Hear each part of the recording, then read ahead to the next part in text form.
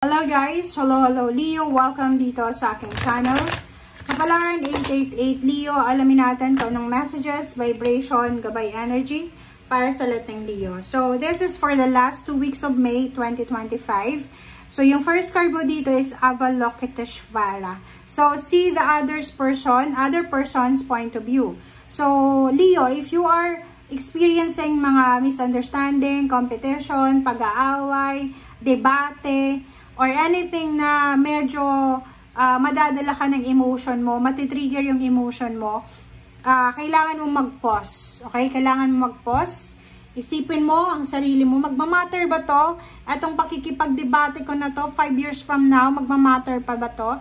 Atong pakikipag-usap ko dito sa taong to na high blood na ako, magmamatter ba to? So, tanungin mo yung sarili mo kung worth it ba itong ginagawa mo na to sa ngayon. So, and second, alamin mo rin kung etong kausap mo na to, etong kadebate mo, kaya niya bang, yung kanyang understanding ba ay kaya niya yung pinapaliwanag mo.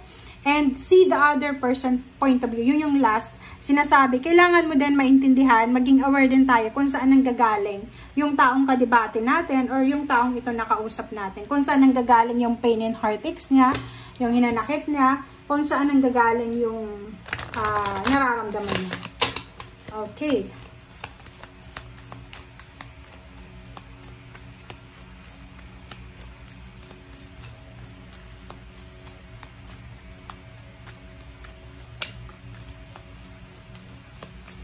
Oops, sorry.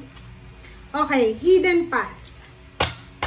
Hidden path, the marriage of spirit and matter.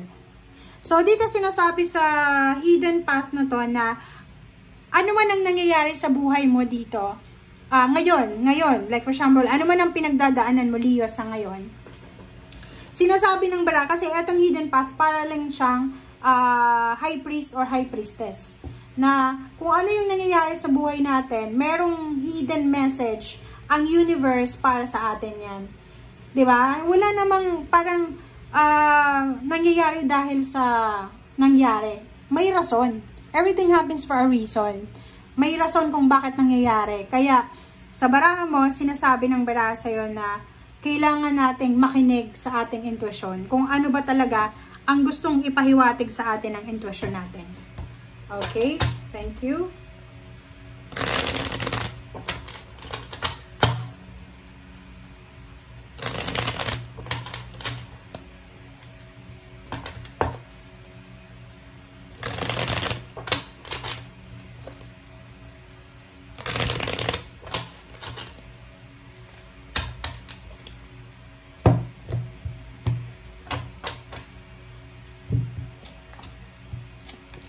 Okay, first 2 cards natin is Judgment and Justice. Wow! So, Leo, sinasabi ng bara sa'yo na for the last 2 weeks of May, posibleng meron kang pinaglalaban na hustisya or meron kang pinaglalaban na karapatan mo, it's your right, na posibleng magkaroon na ng judgment. Ibig sabihin dyan, may mga Leong, maybe may pinaglalaban ka sa husgado na posibleng makuha mo yung judgment sa linggong ito or sa next 2 weeks na to. And yung judgment na to, isang job offer, isang karma, ang posibleng darating sa'yo is karmic blessings, karmic contract, na kailangan dito ng decision making. So, kung may mag-offer sa'yo cancer ng trabaho, kontrata, dito sa barahang to, sinasabi na kailangan mo ng pag-isipan ng mabuti ito. Okay, next 2 cards natin is 5 of Pentacles and the High Priest. Ganun din. If you are Cancer, Leo, tandem, mag-asawa, kasi ito tingnan mo, 5 of Pentacles. May mga problema, like ikaw Leo, tas may asawa kang Cancer, may parent ka na Cancer or sibling na Cancer na medyo nag-aaway-away kayo tungkol sa pera. Diba? Yung parang in competition about money. Marami kayong mga pinoproblema sa pera or medyo nagkakagulo kayo sa pera. Sinasabi ng baraha, may hidden message ang nangyayari sa ngayon. Diba? Hindi naman, hindi lang mag-aaway kayo dahil gusto yung mag-away, di ba? So, dito sinasabi, makinig tayo sa sinasabi ng ating intuition. Okay. So, Leo, wag tayong maging aggressive. Yun yung sinasabi ng bara sa atin. Wag tayong maging aggressive, wag tayong masyadong padadala sa ating emosyon. Kasi minsan, pag masyadong emotional yung tao, doon lumalabas lahat ng negativity.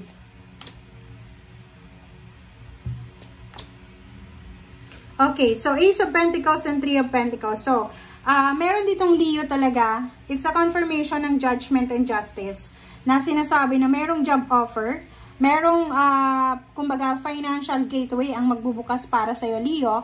And this financial gateway ay, ano siya, parang marami siyang sources. Hindi lang iisa. Ang isang source dito is yung business. Maybe you're a business person, kontrata. So, posibleng may mga offer ng super huge, big contract ito para sa mga business person na Leo. And yung iba naman, yun, employee-employer relationship. So, contract para sa company, work, career, parang ganyan.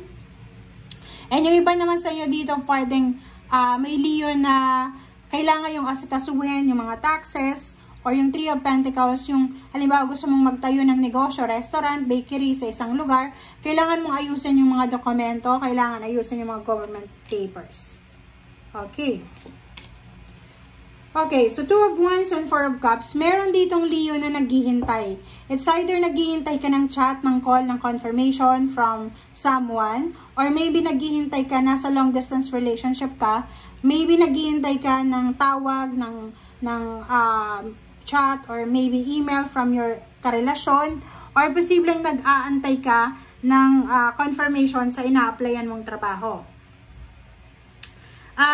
Dito sa barahang to na Two of Wands, sinasabi ng bara sa'yo na bibigyan ka ng universe ng maraming option, choices, and decision. Sinasabi ng Two of Wands na to na merong Leo na makakatanggap ng offer, international, and at the same time, local offer. Merong mga Leo dito na ang tagal nyong minamanifesto, ang tagal nyong hinintay, pinagpipray, but ngayon na binibigyan kayo ng chance ng universe, parang hindi nyo alam. Nasa crossroad ka, hindi mo alam. Alin ba dito yung tatanggapin ko? Kasi ang dami eh. 'Di ba? So, parang magsha-shower talaga ng great blessings and karma ang universe para sa'yo, Leo. Meron ditong mga Leo na once na nakahawak ka ng limpak-limpak na salapi. Once na nakahawak ka ng limpak-limpak na salapi na to, expect mo na lahat ng obligations ng family mo, like yung mga expenses, mga bills, ay sa'yo na yan. So yun, i-expect mo na yan. Knight of Cups, sinasabi ng bara sa'yo, Leo, na wag masyadong nakafocus sa material na bagay. Mag-focus din tayo sa emotion. If you're single, wag mong kakalimutan na pwede ka rin na magbigay ng konting oras para sa love life. Kung ikaw naman may asawa, wag masyadong puro financial, material things. Okay? Kailangan mo rin bigyan ng panahon ang iyong pamilya, ang iyong enjoyment, ang iyong sarili, relaxation, ganyan, and spiritual. Okay, thank you guys for watching and see you again. Bye! And by the way, okay, sabihin ko, itong Page of Pentacles, itong incoming pera na to na darating sa'yo, maraming pera, pero kaakibat na ito is maraming obligations. So, ibig sabihin, promotion, maraming trabaho, mataas yung sweldo. Thank you guys for watching. Bye!